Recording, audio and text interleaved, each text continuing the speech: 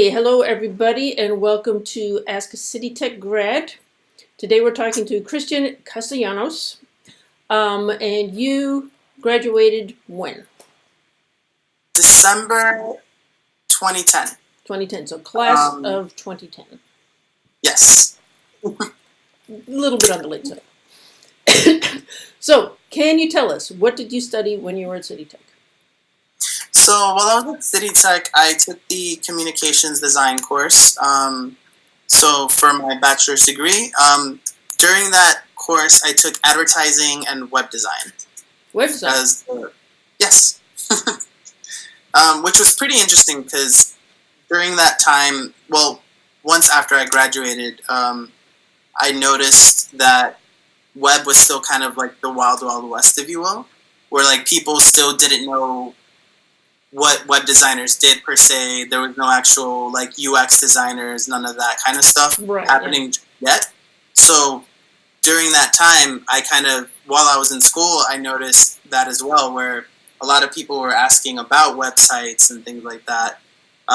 Just outside and inside of school, because people would ask me, "Oh, you're studying design. Like, could you help me with my website, or what would be the best way to start something for like the web and things like that?" So while I was in school, I focused a lot more on like advertising, of course, but also how to advertise on websites or how to create websites myself. I think that helps me a lot in the long run. Right. No, great thing to be doing. So advertising, web, and then you graduated in 2010. Did you walk right into a job, or did it take you a while? What happened? So I did have an internship or two beforehand. One of them was one that give me 1 second. Professor Davis helped me get, which was for a nonprofit, like this watercolor society, where it was like kind of branding and web design in the first place. Right. So that was pretty nice. Then I did a couple. I wouldn't call this an internship because it was just like I guess that was my first freelance project. It lasted two months. It was kind of branding and creating a website for this demolition company. Random, I know, but it was actually pretty fun. Then after that, I kind of always kept up with my friends from Citytech and stuff like that. And so while I was about to graduate, I reached out to another Citytech grad. I don't know if you might have had him, Gunther Koop. Yeah. So I reached out to him and I sent him my portfolio because I know that he was working as a web designer somewhere already. And, you know, he liked my work. He showed it to his boss. And then next thing I know, like I got interviewed and I got the job. Wow. Perfect example of Citytech networking. That's great. Yes. That's something that I learned like very early on. Networking is very important. I've noticed that even if it's not someone within your industry, it's always just good to have a connection of some sort, like into some sort of industry that you might want to potentially in the future be in, right? So for example, if I know someone in fashion, I might have a client in the future that might need that kind of experience or expertise. I would be able to gain that information from that person, or even ask that person to collaborate with me in the future. Yep. All that is good. So you started working at the same place as Gunther, and yes. How did that go? That was pretty good, actually. So Gunther was actually I believe he was the lead of the team for the digital team itself. The team originally was divided between the print team and the web team. So I was working with Gunther on the web side, and this particular company, what they did was, we were an in-house team, right? So this particular team or company, they basically made their own kind of events for like technology, pharma, and I think just marketing events. And we were the ones that created all the collateral and digital pieces needed to actually advertise for these actual events themselves. And I did that for about a year and a half. Mm-hmm. And then I was kind of, Gunther left after that. And then I was still there for another month, and I was already kind of noticing that I also exceeded a little bit more, and I felt like I needed to be more challenged. And during that time, my other colleague, which Paul Baranowski, I think he used to work with a professor as well. Mm-hmm. I think Professor, was it Holden? I don't remember. Right. I believe so. I don't really remember, but at that point, we both decided that we wanted to try our hand at like trying to start our own company. So that's when that happened. We started a company called Pixel Sprite, which lasted for 2.5 years. Wow. During that time, it was pretty fun and pretty crazy. We worked with a lot of startups. It's interesting because the place where we started working, that was actually the same office space that Uber first started working in New York as well. Were they there when you were there? Yes. There are stories, but maybe we'll discuss those. Okay. Yes. Maybe not online. No. Fair enough. Yes. Exactly. Yes. Yeah. So it was a successful partnership then. It was.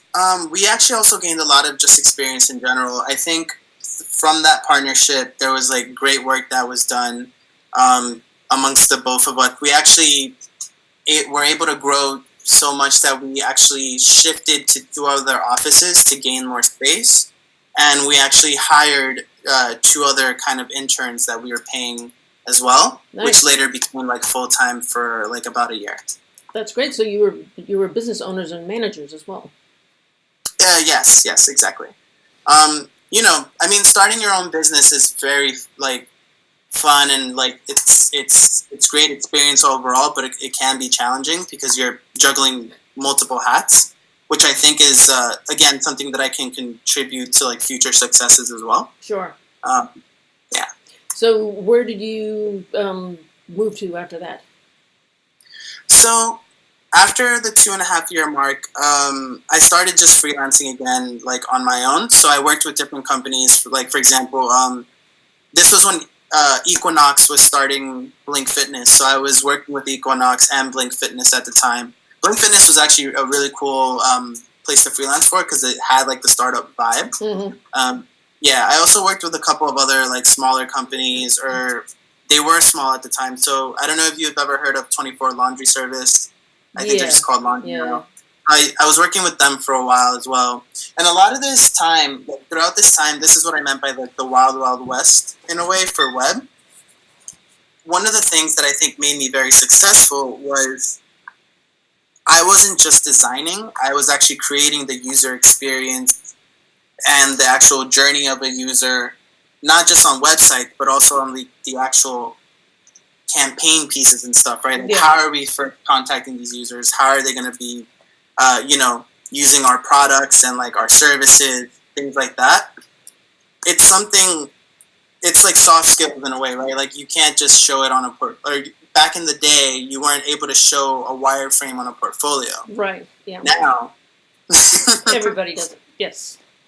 Exactly. So it was a very interesting thing because then once after like about 1.5 years of that, I found myself at McCann, and one of the main things that they noticed, I know, it was great. To me it was a bit scary because it was my first actual big advertising agency. Beforehand, I just had mostly like startup and like in-house experience. Right. Yeah. So safe to say I kind of undersold myself, but I was blessed enough that the person that decided to hire me there kind of saw the value that I had in the sense of like I knew how to talk to clients, I knew how to manage people. Sure. The work that I was producing was good work, but it was also like real work, which means I was able to manage like actual projects to a certain degree. I had like a dual skill set in terms of like I can art direct, but I also knew user experience. And then around that time is when I started like learning about the term user experience. I'm like, what the hell is user experience? And they're like, well, you're creating wireframes, you're creating user journeys and personas and all these other, so technical. You just moved words. right into it. You slid right into it. Yes, exactly. Like it was a very interesting thing, and they were even impressed that I owned my own company for a while. So I think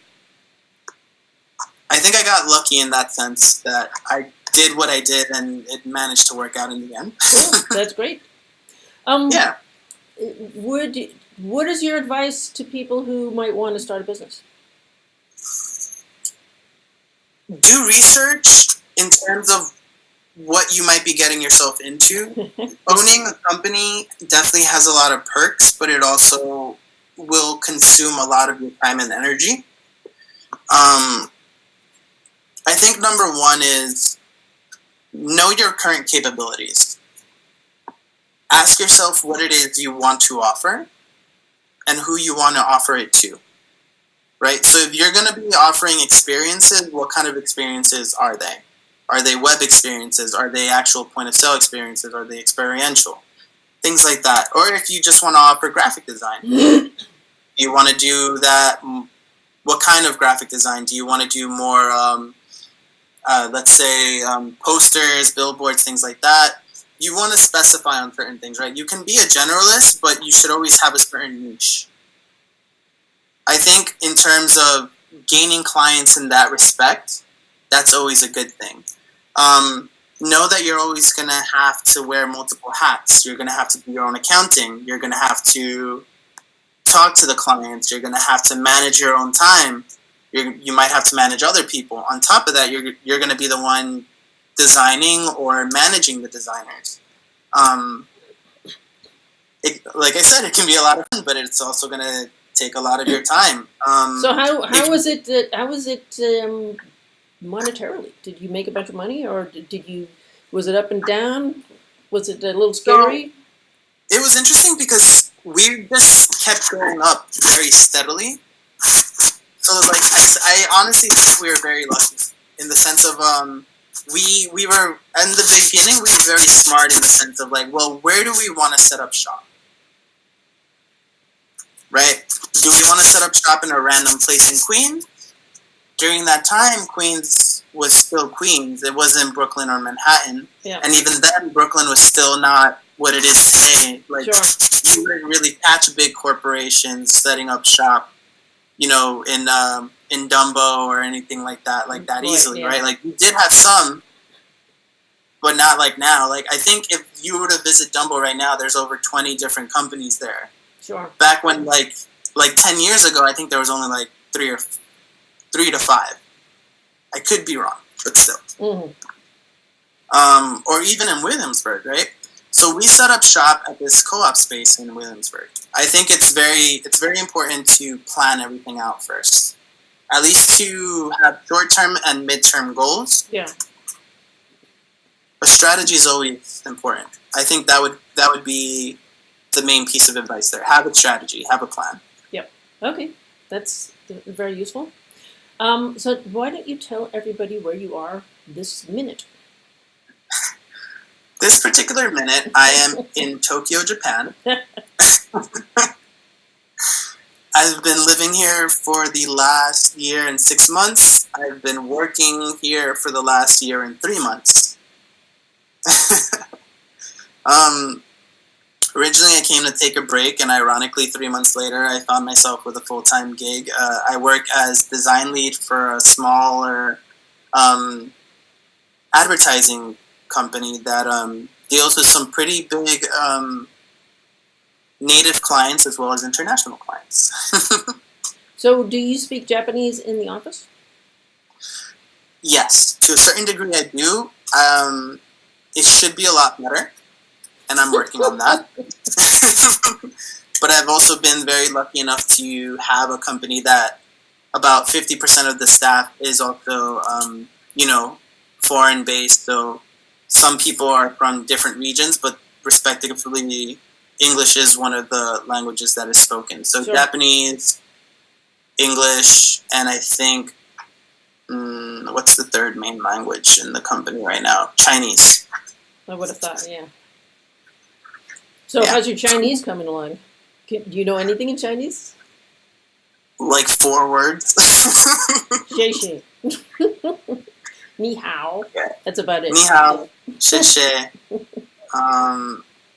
The other two don't correspond too well with my mind right now. Yes, and it's very impressive that you've managed to sort this out for yourself.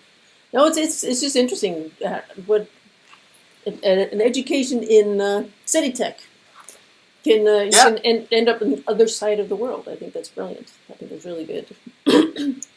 I think part of it is, it's something that in the beginning, I forgot who it was. It was definitely someone in Citytech that told me this. It's design is communication, right?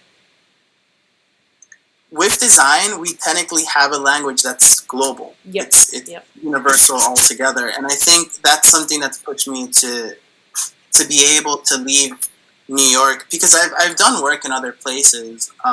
South America. I obviously know Spanish, so I've done a bit of work there. I think one of the things that I can say from like traveling around and working in different places, the culture when you design is a very big deal. The knowing the populace that you're living in is very important, right? Because obviously design is a global or universal language, if you will, but it's only universal if you have the patience to understand. Sure. No, you have to go out and soak it in. Yes, exactly. That's something I can say was challenging when I first got here. I know a bunch of Citytech people who are in love with Japan and Japanese culture and Japanese language. You will probably get people trying to get in touch with you after this interview. Sure, by all means. Yeah, I always like visitors. Just one last thing, a piece of advice for people that are about to graduate. My portfolio class that I'm still teaching, I think they graduate this June. So once they've gone and collected their degree and they've taken their robe and hat off, what's their next step? Well, even before that, and I think they're going to have this because they're taking your portfolio class in general, right? Yes. So I think having some sort of resume is obviously important, because we're still, when you first graduate, you don't have that kind of pull of a network yet, right? Or you're still developing a network. I would say make sure that your resume is on point. Your portfolio should have your best pieces. The ones that I think you're most passionate about, because those will be your best pieces. They will speak to what you want. After that, though, I'm a person that's very big on networking. I would say stay in touch with your actual, Citytech year of graduates, or if you know people already in the industry based off of, for example, they graduated last year. Keep in touch with them, because they will be your network, and you will also be part of their network. I think that's very important. I would also say sign up for LinkedIn.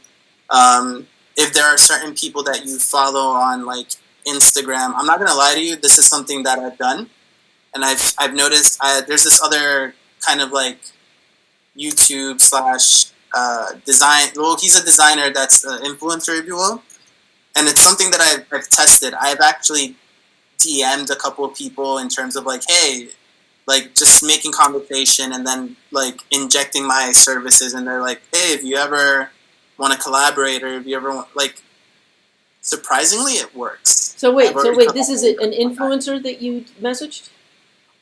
So no, this influencer, he does something similar to like kind of mentoring, right? Like online mentoring, and he does this for like anyone from like 20 to 30 in our industry. And this was a piece of advice that he said, because someone's like, oh, well, LinkedIn and my resume and so on and so forth. He's like, those are great, but here's a new way. Ah, okay. So say it again. So be specific about the new way. The new way is, so social media is very big right now, right? Yeah. That would essentially be the new way. But we're not talking about LinkedIn. We're talking about literally direct messaging people on Instagram, on Facebook, things like that. Oh, so you mean like a potential employer? Yes, like a potential employer. There you go. Okay. Yes, exactly that. Got it. Because these people are constantly on their social media anyway, and it's not right away saying, I don't want to. I'm paraphrasing a little bit, but like to his point, it's not right away saying like, "Hey, I want to work for you." It's more like, "Hey, I actually like the work that you're producing." Yeah. Have a bit of that kind of conversation with them if they respond, and then sooner or later, just be like, "I would love to work with you," or like work for you, or something like that. You build up the connection first. You build up the connection first, right? Of course. Yeah. Got it. It's worked for me once or twice already, and honestly, it's a good tip. It's a great tip. Well, they'd much more like to work with somebody that they already know a bit about. Of course. That it's not all just based on a nervous-making interview. Yeah, it's less of a cold call. Exactly. Yes, it's a cold message.